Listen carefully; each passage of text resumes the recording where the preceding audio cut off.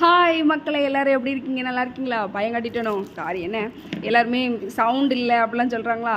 அதனால் கொஞ்சம் சவுண்டாக பேசுகிறேன். பயந்துடாதீங்க. என்ன திடீர்னு என்னடா கத்துறாளே அப்படின்னு நினச்சிறாங்க. இது என்னென்னா, இந்த ஃப்ளிப்கார்ட்டில் ஆர்டர் பண்ண தோசைகள். சரியா?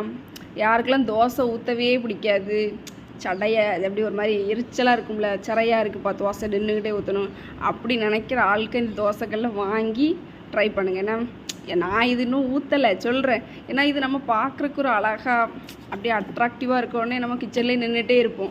இந்த நல்ல பாத்திரங்கள்லாம் கொஞ்சம் அழகாக இருந்துச்சுன்னா சரி சமைக்கிறதுக்கு எனக்கு சமைக்க பிடிக்கும்.